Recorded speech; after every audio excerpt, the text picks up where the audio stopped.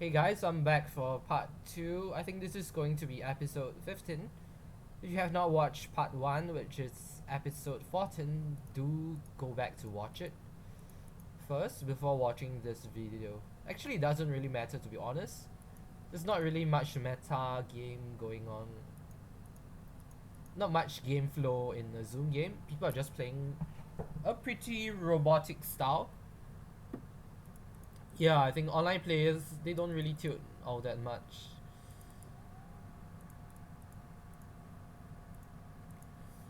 Pocket jacks, you are going to... I'm going to format this for sure. Let's look at the player pool. I hope it's better. Actually, the player pool is pretty terrible. Like, it's usually way better than this. This would be a typical player pool, like, maybe last year or 2 years ago. Well, I mean, come on, it's 2016. The ratio sounds to be better.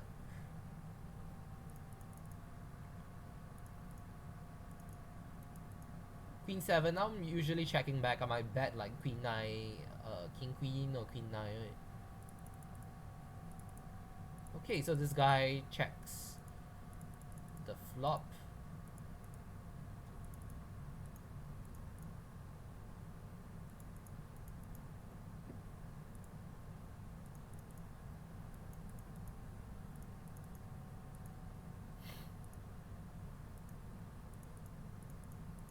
I don't really think he has a 10 too much, but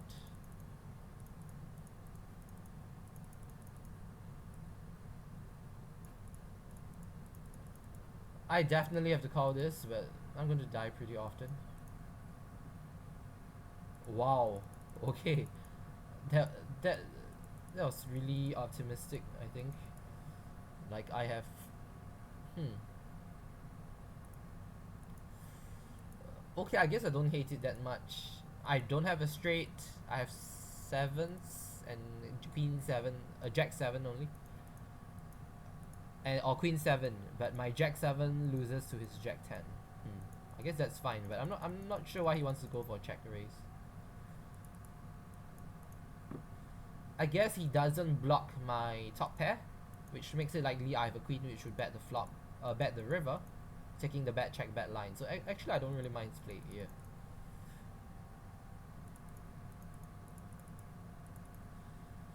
I think it's best just to check to the fish, let him spares off. I don't think Valim is going to bluff that much.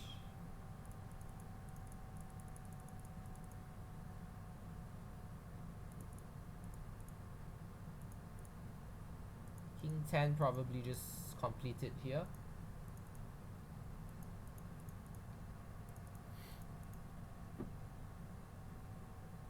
Okay. Two players call, I get the ace. I'm fucked pretty bad. I'm pretty sure someone has an ace. I'm just giving up. If it gets checked around, I can still win. Wow, okay. So he can underpair. King Queen, I see. King 10 is kind of dicey here. He bets really small. It's not a texture where I can raise ace, ace, king. Someone has the nuts, right?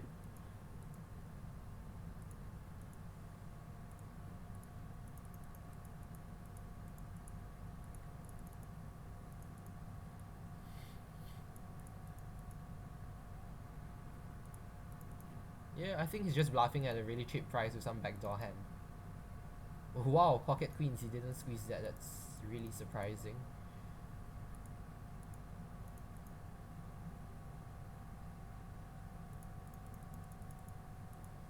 Jack 9.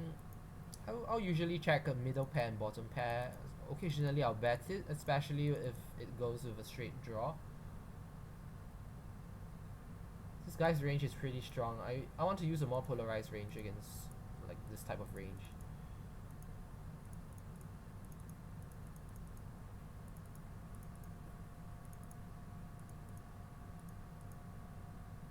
Ace King, I have a tiny bit of showdown value.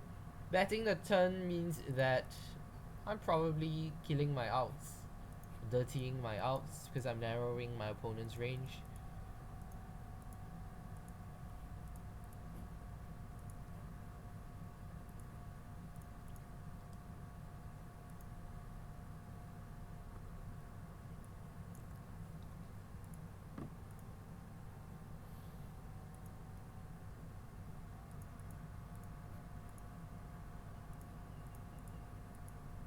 Nine seven.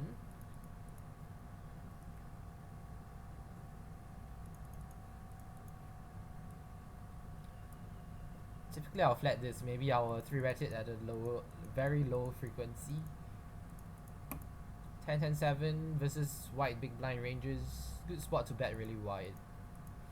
But I think Balim is a pretty bad player, to be honest.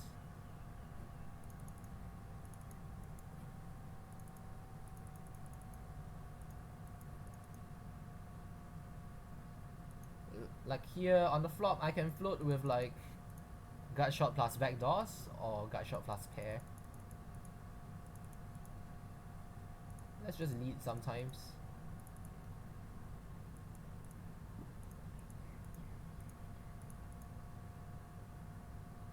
He's definitely paying me off with some sets. 2 pairs, maybe even top pair. Because the board has so many draws, I'll occasionally lead a draw as well.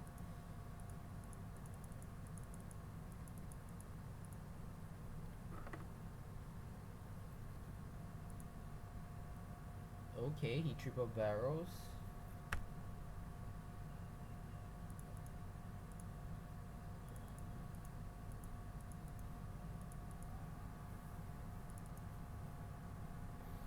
Guess I can fold that. I have like 2 pairs and plenty of stronger hands.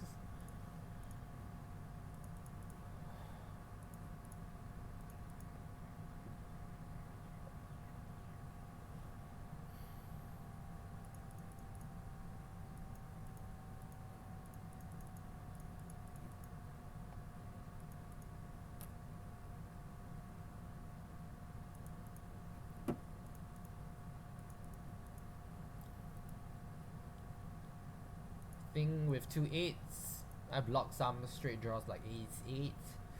I guess I blocked the straight, but he shouldn't have that many straights.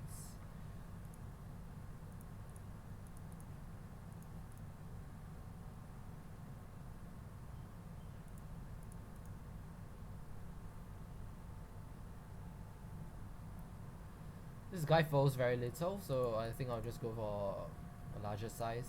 Maybe also slightly deeper.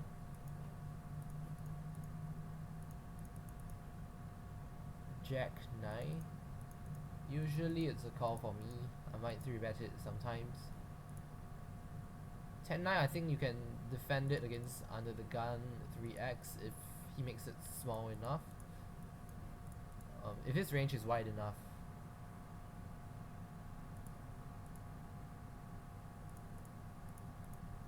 Don't really want to have that much of a raising range here, but I'll occasionally raise king, queen, king, jack. And with some flush draws with the occasional queen, jack of hearts type of hand.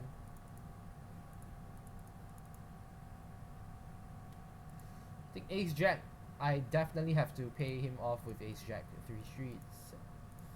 If we were 100 bigs, I will mix it up between raising and calling.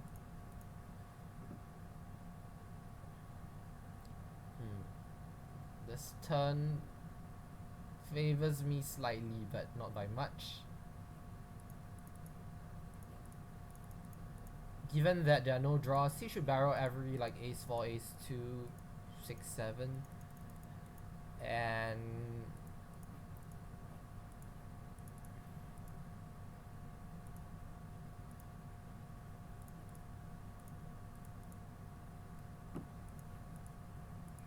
I think he'll barrel plenty of ace kings as well. So question is, do I call this down? I hope I don't lose to ace pocket queens, man. Okay, that's great. I think I would call down ace jack and king jack while folding queen jack.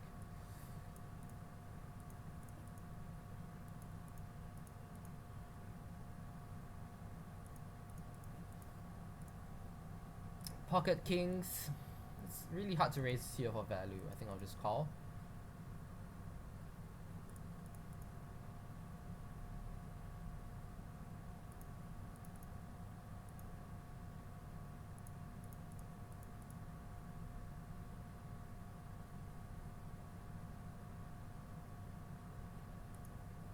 Table 1, I like to overbet a lot, but like these days, I think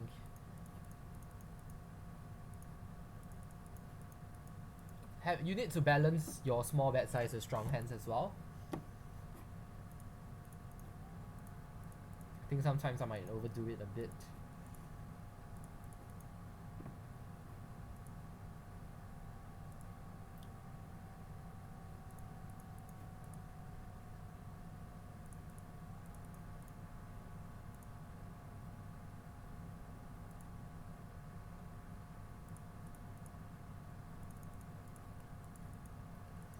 Make a loser open here. I think Rat 555 is a weaker player.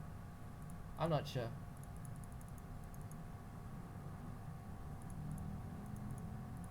If Luckbox was the type of player to check fold very often, I would step this board really frequently. But I think he knows he probably has a decent game plan here. So after hitting top pair, I'm just going to bet twice. Pretty sure I have the best hand like over 90% of the time.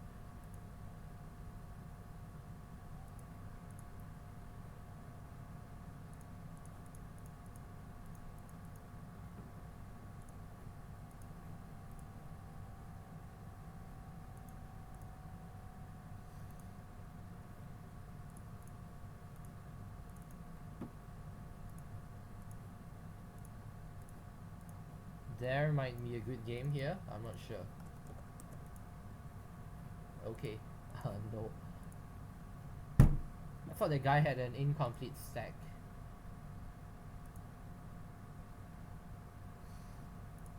I think for the past few nights I got kind of lucky because I managed to jump onto a good game. Yeah, I think Banansen is probably the fish here.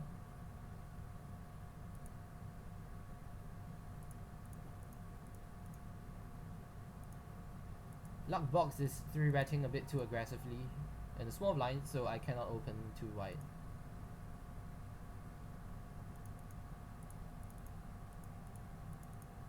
Nine seven, usually a call, occasionally a raise for bot coverage reasons. Jack 9 against a small raise. I presume he's going to have a wider range as well. I think it's a mandatory defend.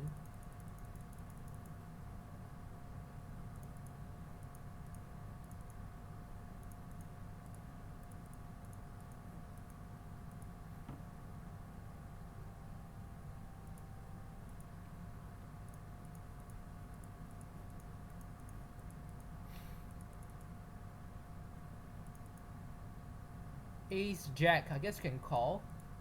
Some people used to play no calling strategy in the MP, just like how people play in a small blind.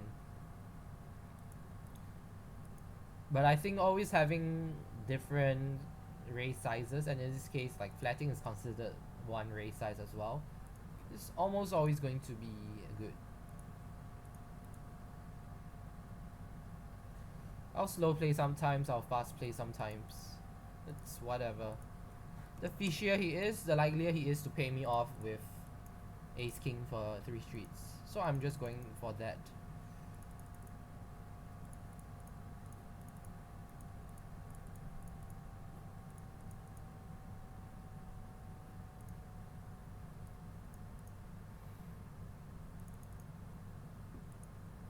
Here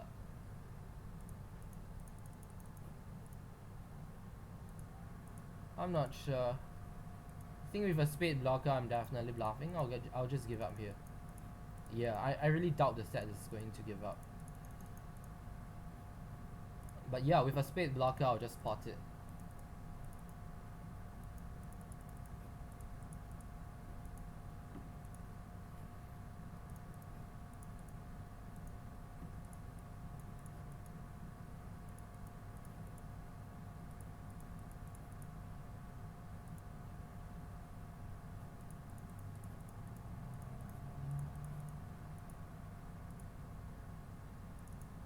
think this guy is also a fish. I'm not sure.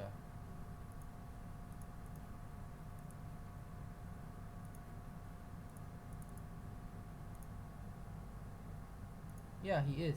I'm going to isolate him.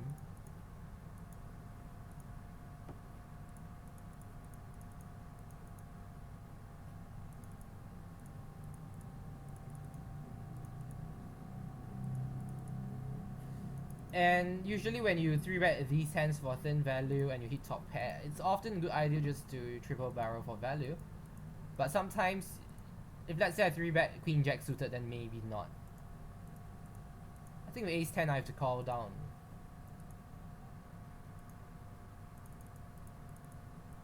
Against bad players, I just want to bet larger on the turn and try to commit them on the river. Is ace 10 a good hand to call down? If he's barreling based on kickers, maybe. Okay, if he overbets like that, then I think ace 10 is a fold. I block all the bastard straight draws. I block 10 high club draws. Yeah, so I think clear fold for me. This guy squeezes. He folds a fair amount. I don't want to 4-bet this hand all the time, so I'll just fold it this time. But yeah, you have to have a 4-bet bluffing range. I've kind of been switching up my ranges a bit, but I have not really done up my new pre-flop game plan. I'll probably spend some time soon trying to come up with a very robust 4-bet strategy involving a lot of mixing. Right now I'm just trying to guess and feel my way through, which isn't necessarily the best idea.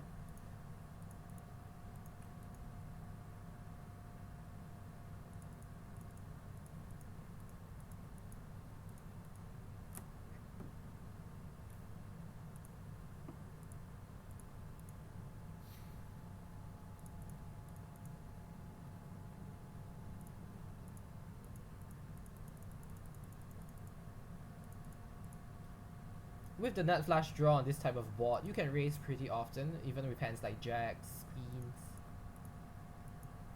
This time I'm calling with, I'm probably raising more than half the time.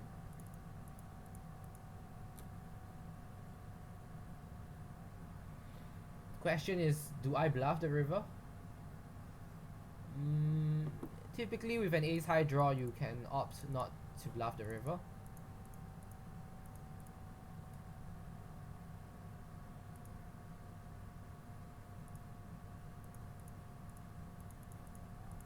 Usually when I make this size, I have a thin value hand, but occasionally I think it's fine to do it with a draw. You can't only have value hands. The 7 is a good card. I can wrap like pocket 7s and pocket 9s here. So I think I'll go ahead and just rip it in. Should be able to push him off ace king. Like, I don't see him having aces and kings too often there. It's just not a board whereby I have too many floats which would call flop bad turn. So because of that, he is not going to be check calling slow plays, because I'm expected to check back the turn pretty often, unless he knows my strategy that I'm going to be betting the turn small very often when checked 2. A7, I think I'll just give up. I have plenty of worse hands to bluff with. I occasionally win.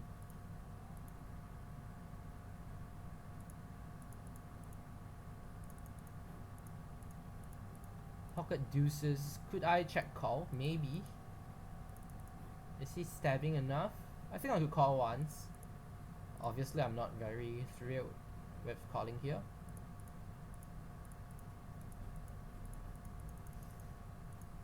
Okay, Balim goes for the 4-bet. Typically, I could call this hand. I don't think he's that tight. I don't really remember much about him. I don't recall him being that tight. I think I'll defend this.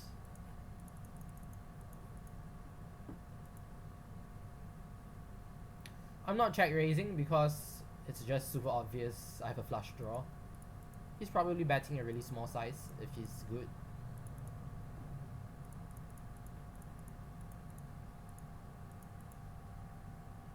Oh, oh my god.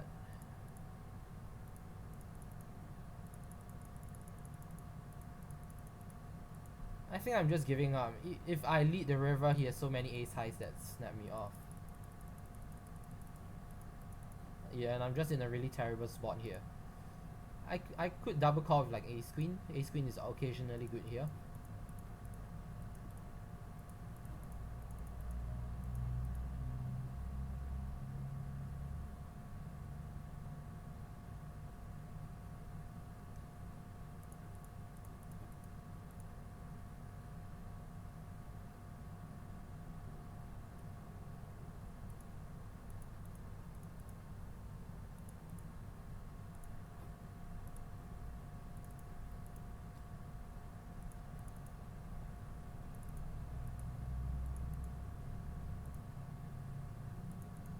Ten eight might be slightly loose, but I have a potential fish in the blind.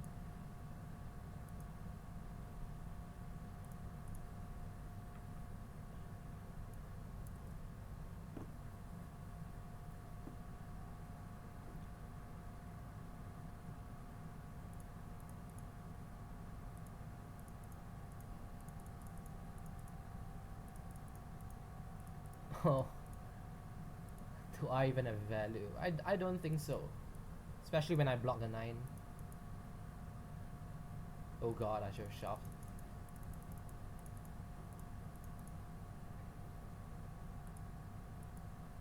7-4 suited. That's really loose.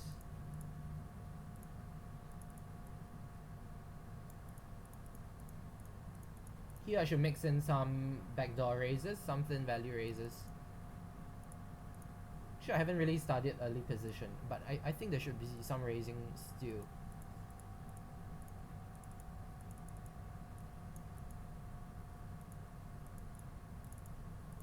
Okay, that guy is like really bad. That's a fish.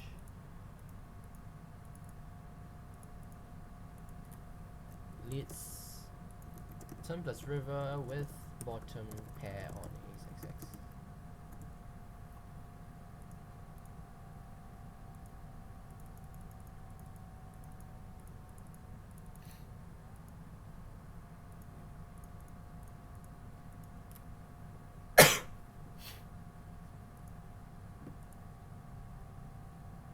I think on this run out you need to bet large to push him off a chop.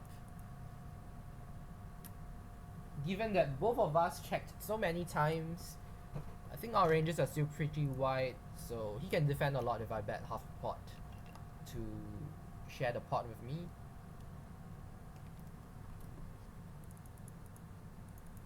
But of course I shouldn't be betting as a bluff all the time, if not he will go for check raises. So there's always like a balance point at some point.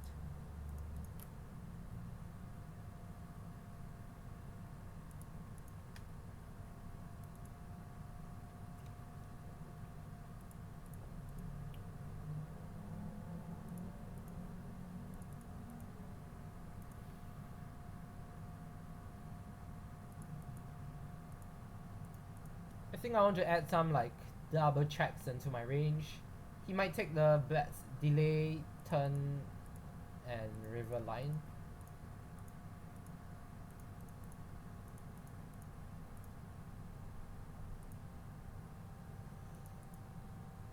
If he's 3-betting wide enough, I can call this. Without info, when he's in the big blind, I want to use a more polarized 4-betting range. Probably includes a7 by default. A7, ace8. I think ace9 I could call against most guys.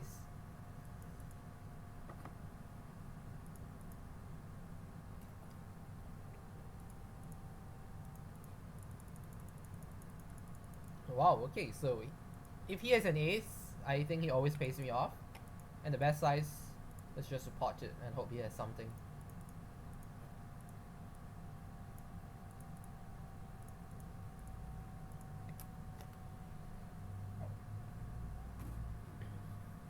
I would be really surprised if it actually folded an ace, honestly.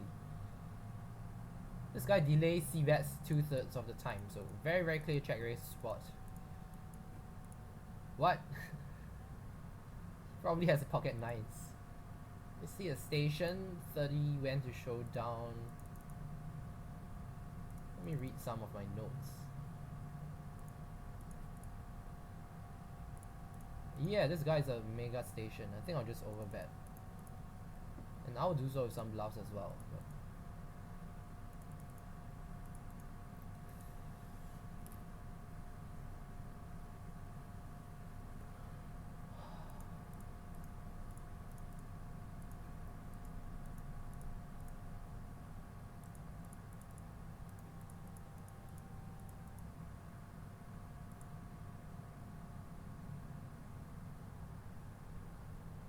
time to crack someone.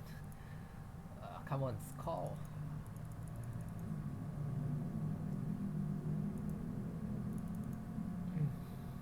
He folds very little with his tight range, so I think a larger size is more appropriate.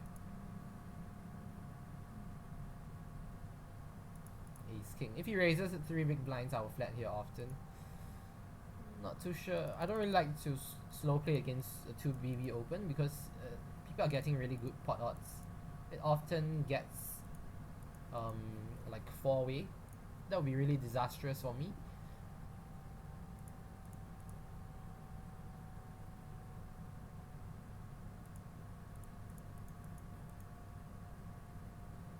Queen 8 definitely can defend against his open, but obviously not against a 3-bet.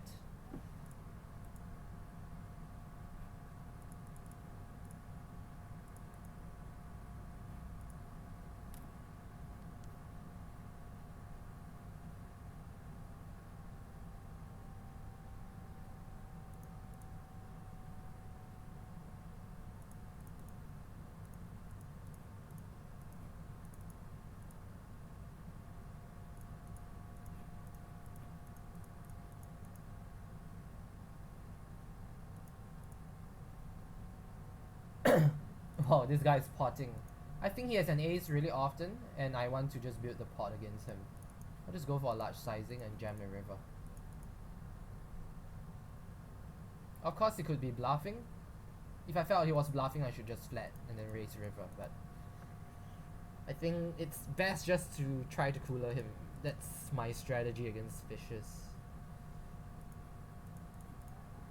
Ace 10, maybe I could call if I'm starting to use a calling range in the small blind. I'm not too sure, still thinking about my strat. Against a 2 big blind open, I would definitely have a calling range. Against cutoff and button. Against 2.5, I'm not too sure. Against the 3x, I'm not.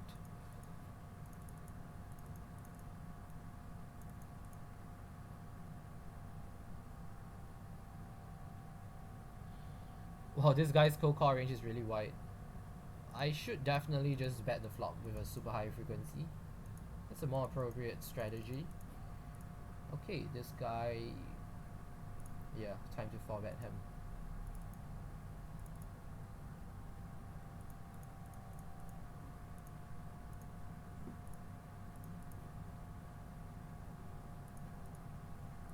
Trying to keep my frequencies in check because like sometimes I just go crazy. So I'm using some sort of randomizing factor from some app.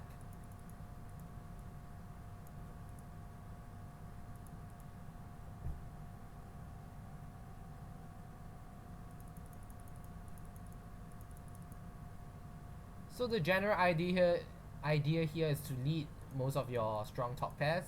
With your weak top pairs, you want to protect your checking range. I think King 8 is one of the weaker hands in my range. In case I have King 7 and King 6 to King Deuce suited.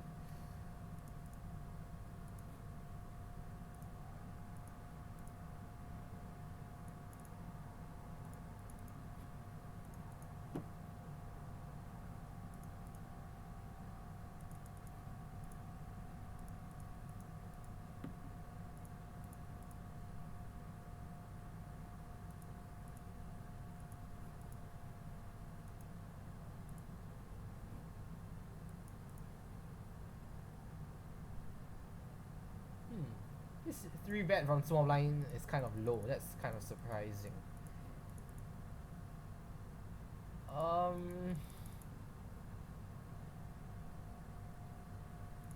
I don't see how I can fold queens, but at the same time, jamming here is just like break even at best. I think the best strat is just to call and then stack off on a low board.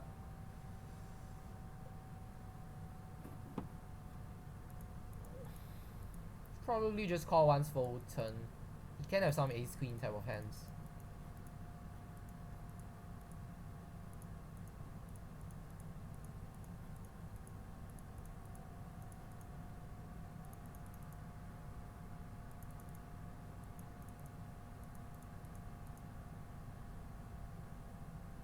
Queen 10, I think I'm tempted to call down. I blocked it straight.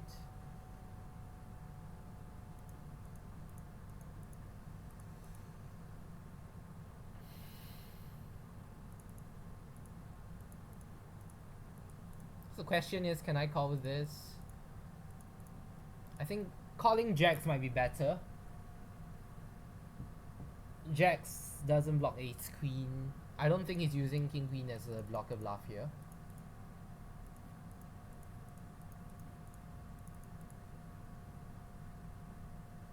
And yes, there are plenty of flush draws, but I honestly don't see too many flush draws in this range. Is he really cold for betting me with like ace 5, ace 7 of spades?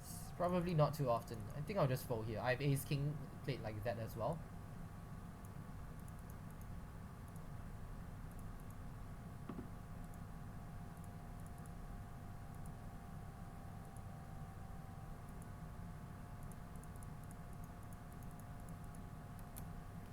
This time I'll choose to slow play my ace jack. I'm definitely calling down 3 streets on the majority of runouts. Rocha, he's bad. I just want to ISO him. My jack 10 is doing decent again. This is his calling range. He bets small. Okay, and he's very passive on the turn. I think I want to go for a thin value check raise. I don't do this that often, but especially on drier runouts, but I think you should mix it in.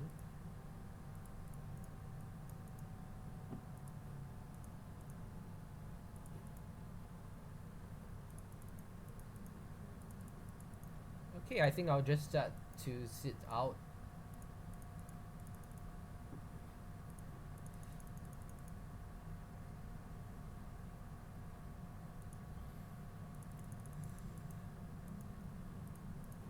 I'm just gonna pot it. I block the good kicker queen X. I have a blocker to the backdoor draw, which I'm definitely going to wrap. When I pot it here, I just look super strong when I bet into 2 players. So I think you should mix it up sometimes. Have that in your repertoire. Not just be super straightforward and face up in a multi-way spot. Yeah, I check sometimes, but I think I should double barrel sometimes as well. I'm going to double barrel this time. Once again, good blocker, good spot to like wrap it on the river if it hits. I can like 2x river sometimes. And I'll do that with value as well.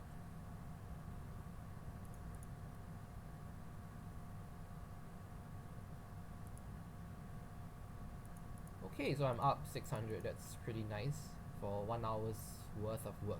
Okay, so that's all for episode 15. Thank you for watching. If you enjoy my content, you can support me by buying my books. You can also buy my courses. I think my courses are really good value for money. I've received many requests for private coaching, and yes, I do private coaching, but I'm usually not doing it unless I'm free, which is when I'm in Singapore. When I'm in Macau or in Thailand, I probably prefer focusing on my game, playing myself instead. So I would suggest getting my courses. They're also much better value for money. Like many of you who message me are like playing NL 50 or maybe even lower, and that might not be the best and most cost-effective way to learn. So yeah, links are going to be in the description below. Once again, thank you for watching. See you guys next time.